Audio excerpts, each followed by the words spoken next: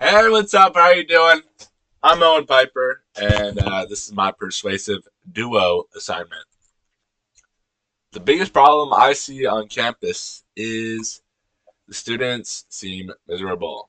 Uh, I am going to start off by saying I think it's partly due to our authority bias.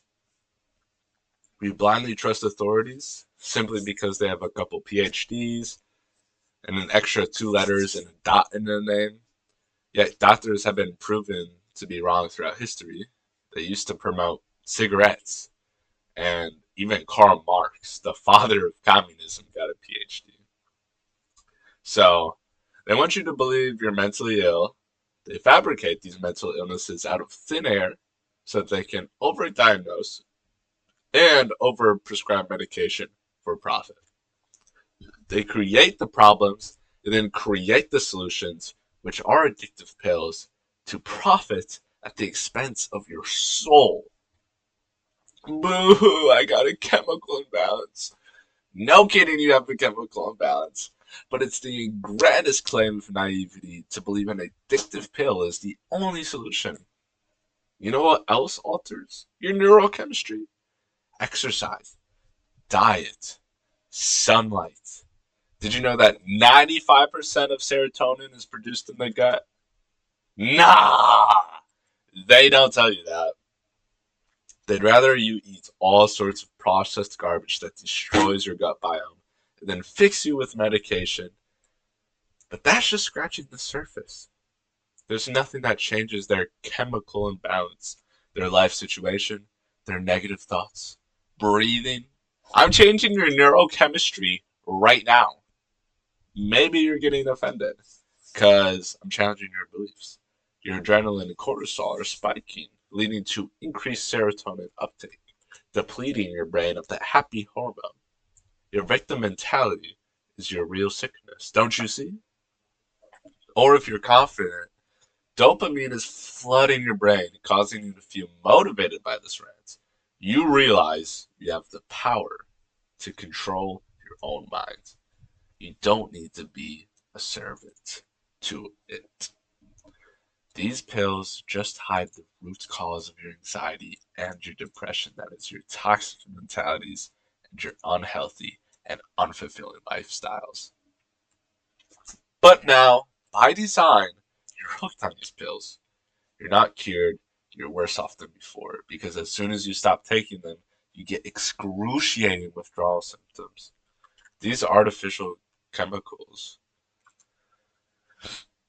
suppress your natural neurotransmitter production and makes your brain shrink. And if you're on antipsychotics, I do mean that literally, but it gets worse. They're hiding the research from you. Sounds like the wildest conspiracy theories, but no, it's 100% true. That positive findings are around twice as likely to be published as negative findings. This is a cancer at the core of evidence-based medicine. That positive findings. So, the scientific journals cherry pick the positive antidepressant trials, and they're all unimpressive, barely better than placebo. But they want you to believe that they work 94% of the time, when in reality, it's a coin toss. And that's just when you're on them. Doesn't include the hell you burn in when you come off. But you uncritically trust the science as if science is a flawless, unbiased system when it's quite evident that psychologists don't know jack shit about the mind.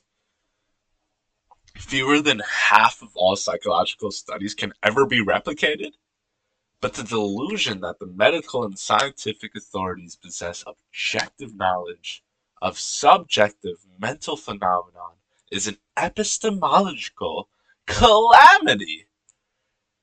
But we give them the power to profit by holding people involuntarily in a psychiatric prison for simply thinking differently. See, we must embody abnormality, for normality is the real mental disorder. If only there was some miracle substance that changed your brain chemistry positively and consistently, reducing anxiety, depression, PTSD, social anxiety, virtually every mental shortcoming imaginable, but somehow cures addictions rather than causes them, that are extremely physiologically safe, that produce an afterglow effect, leaving you better off than before, even when you stop. Oh wait. Let's really fantasize for a moment. What if high doses of these substances somehow induce religious and mystical experiences, a connection with cosmic consciousness, the universe, or God? It doesn't matter what you call it, but it instills meaning and purpose back in your unfulfilling lives. Oh, wait. Growing research suggests psychedelics could be a breakthrough cure for some mental health disorders. The research suggests psilocybin reduces the brain's response to negative emotional stimuli. But with psilocybin treatment, we were seeing immediate reductions in depression symptoms, immediate relief that lasted for months without side effects. That's what ayahuasca did for me. I really feel like that experience paved the way for me to have the best season of my career. The psychedelic revolution is here. Do you see the point yet? Do you understand that you've been indoctrinated into these beliefs responsible for your mental slavery? Ego is the most sophisticated program, an intricate psychological program, created and protected in an illusory identity responsible for your suffering. The robust mechanisms that defend ego's survival inoculate from the enlightened rhetoric that threatens it. So to effectively and collectively eradicate the ego, you must appeal to the ego and gradually shrink it with progressively more expansive ideas. That's what this presentation is truly designed for. Thank you. Growing research suggests psychedelics could be a suggests break. On every video. Thank you.